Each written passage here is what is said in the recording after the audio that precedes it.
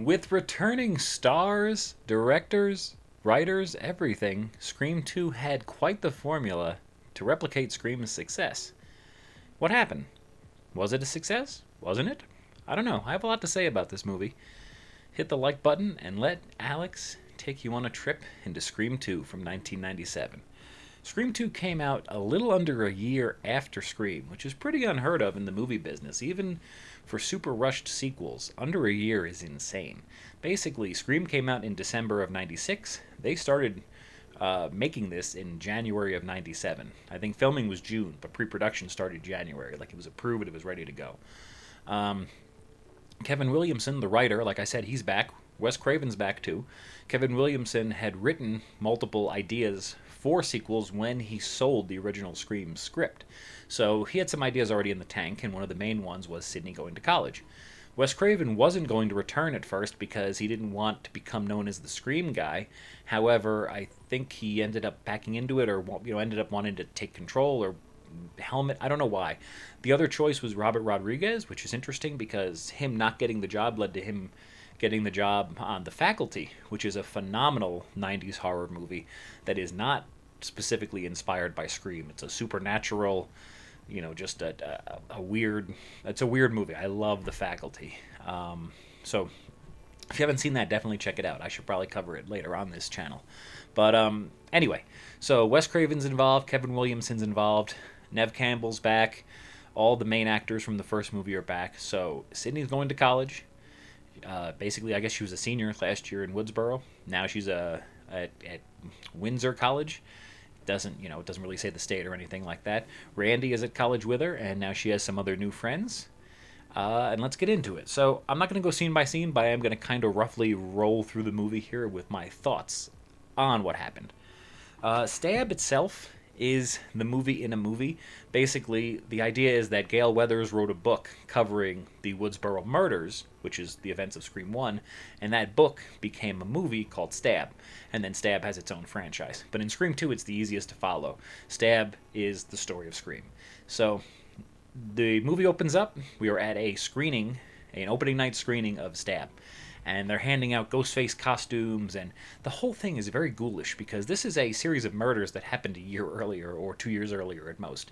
So it seems odd, and even someone in the movie points out, like, this is weird, like, this actually happened. This isn't just a movie. This is the retelling of murders that happened.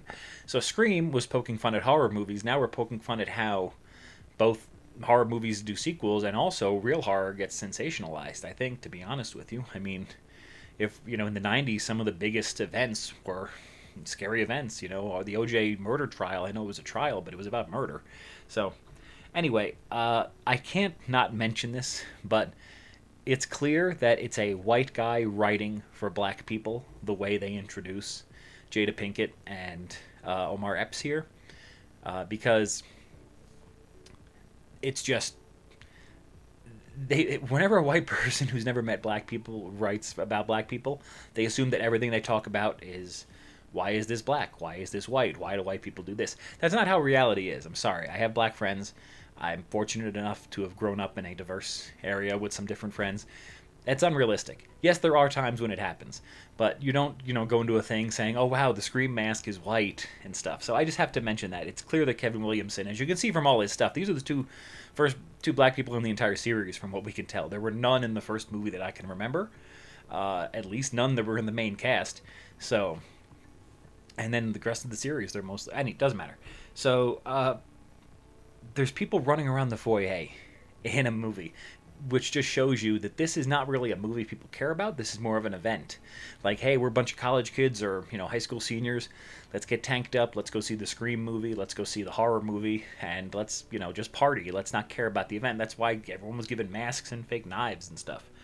The movie does lose a lot of mystique and charm compared to the first one right off the bat with the first kill. Phil, the Omar Epps character, he goes to the bathroom and he hears something sketchy going on in the stall next to him, and he puts his ear on the stall, which is just so weird to do. And then the Ghostface stabs him through the stall. How did you know that was him? Because it's supposedly supposed to be a targeted killing. As we find out later, there was like a name game going on. How did no one hear it? There were two other people in the bathroom. how did you know? I think the whole thing is just like, this is not what the first movie was, terrorizing people, stalking them, killing them while they were freaking out. Not like, oh, surprise, I'm gonna stab you through the door. Okay, whatever. Ghostface takes the costume, goes and sits outside next to Phil's girlfriend, who was being skeptical of this whole thing to begin with. Now she feels she notices there's blood on his jacket and she freaks out. Ghostface starts stabbing her, but it's in the middle of the theater and it's during a big, exciting scene in the movie, so the whole theater's going raucous anyway. So she's getting stabbed, and she ends up on the stage and collapses.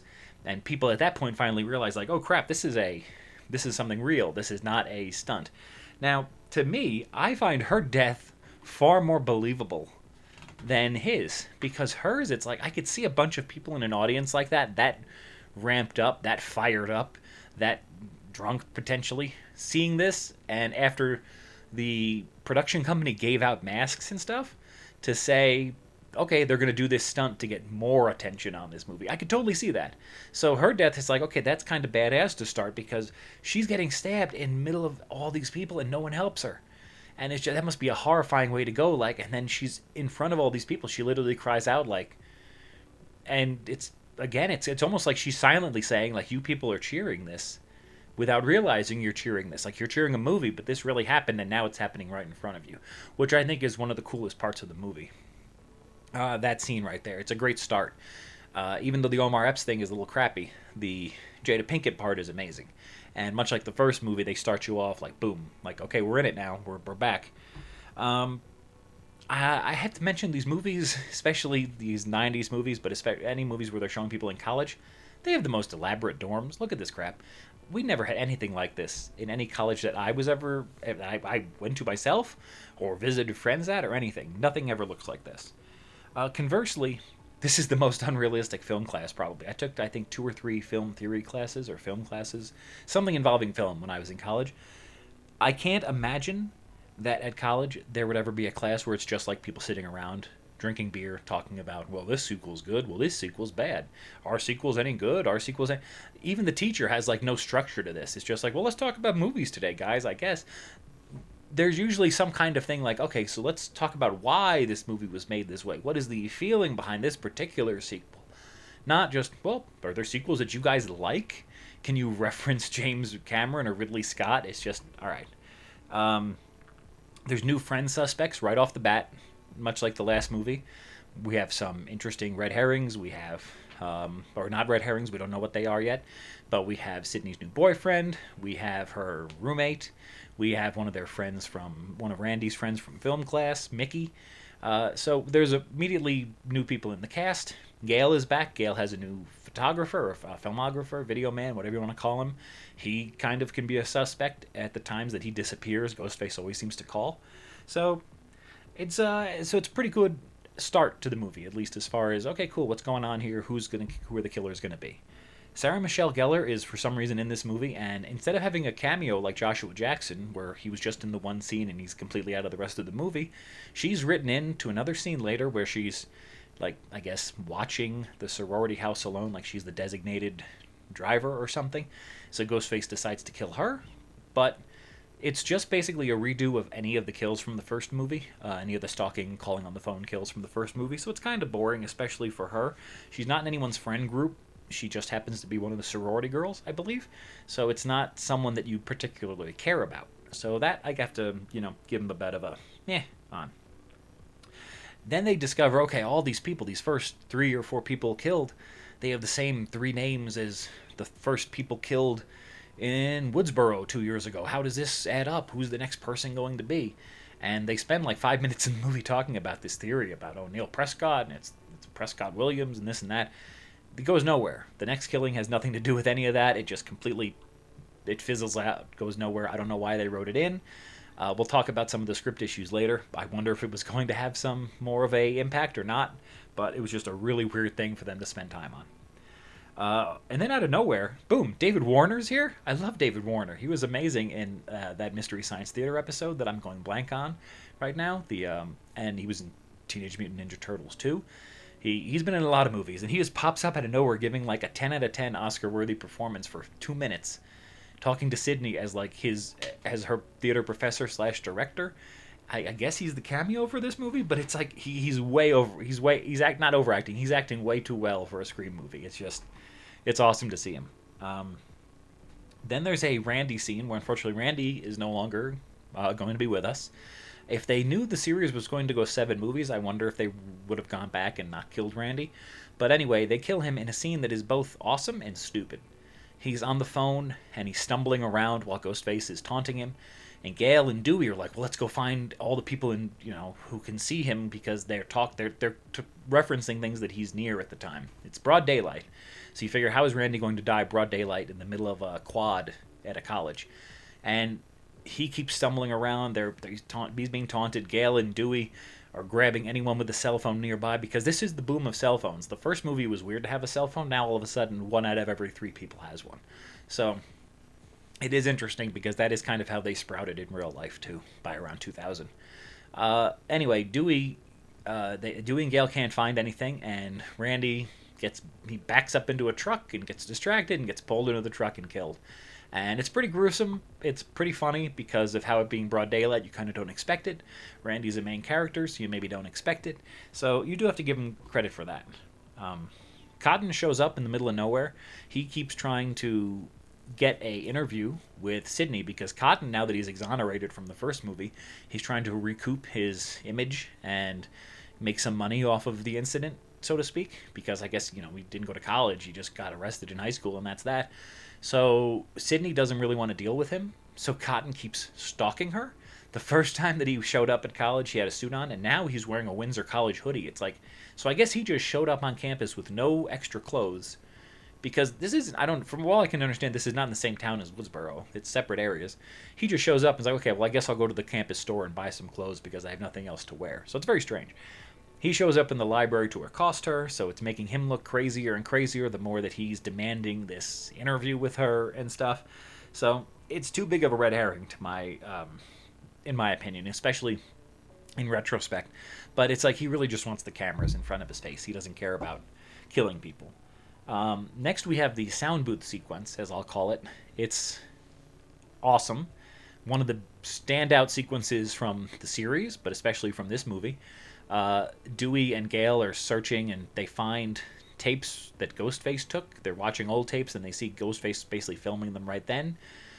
They're in the same production area that Sidney was in earlier during her David Warner scene.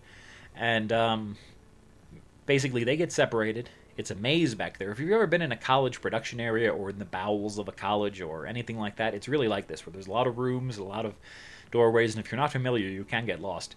And then they find themselves on the opposite sides of a soundproof window, I guess, in a sound booth.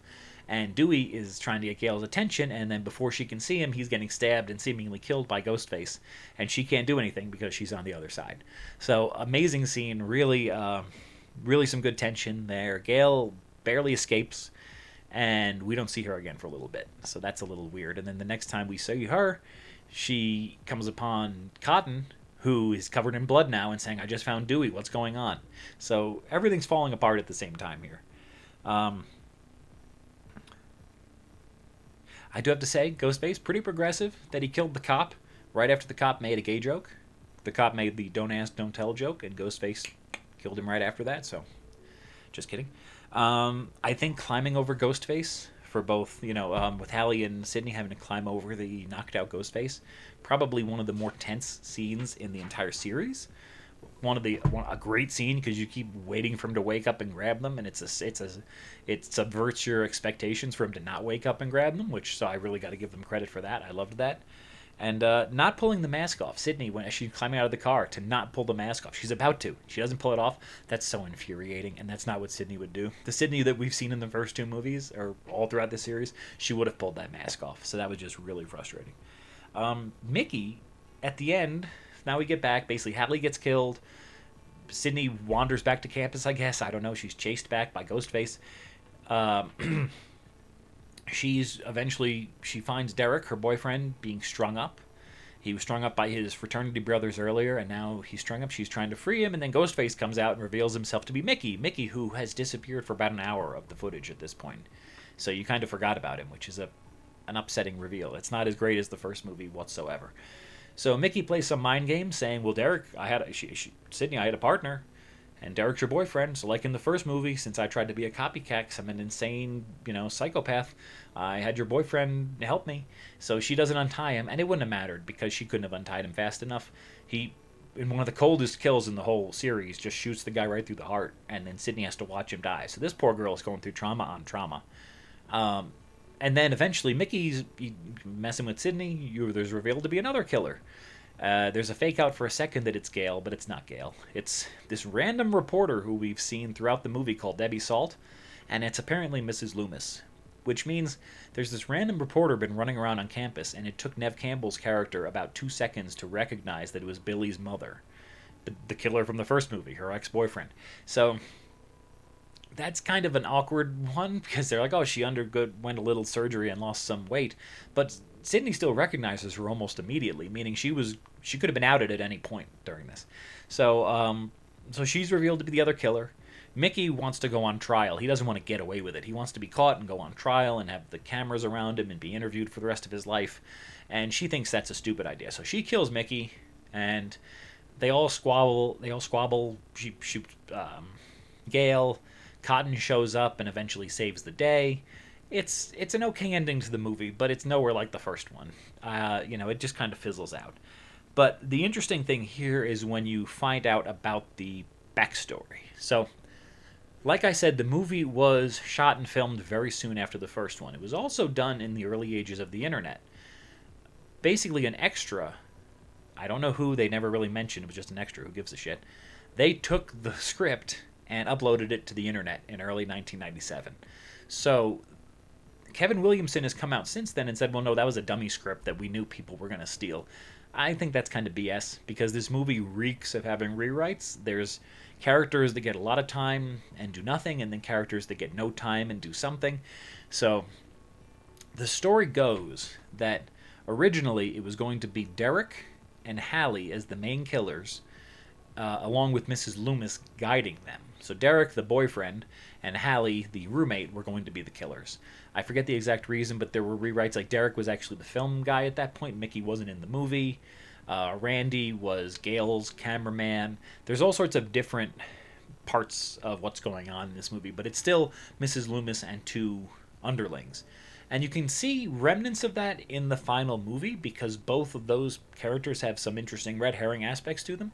But it wasn't meant to be because that got leaked and they had to change everything. And by virtue of having to change everything, that's where they come up with Mickey, who really didn't seem like he would be the killer because in the first movie they do such a great job of having Stu and Billy present. You didn't know there was going to be 2 killers. You're kind of surprised by it. In this movie, you have someone that disappeared and someone that we don't even know who they are. They're just a random reporter, and now it's like, oh, they're actually someone else. Haha, we gotcha. And that's not really that fulfilling, to be honest with you. And that's what happens in sequels. You run out of good surprises at this point for the original cast. There's you shot your load with the first movie. That's the big one. Now it's like, well, we have to come up with subsequent loads, and not as easy. So I think it's interesting to say that the script would and Cotton apparently is also, I'm sorry, in the original script there's a similar ending where Mrs. Loomis ends up killing the 2 underlings because she doesn't want any witnesses or some crap like that, and then Cotton saves the day, but then Cotton wants to kill Gail and Sydney for making his life hell, so at the last second he becomes the killer. So it ends up being 4 killers. That would have actually been an interesting twist if Cotton at the end was not the killer and then said, you know what, I could do something right now and get away with it, so I'm going to do that. That would have been interesting, but wasn't meant to be.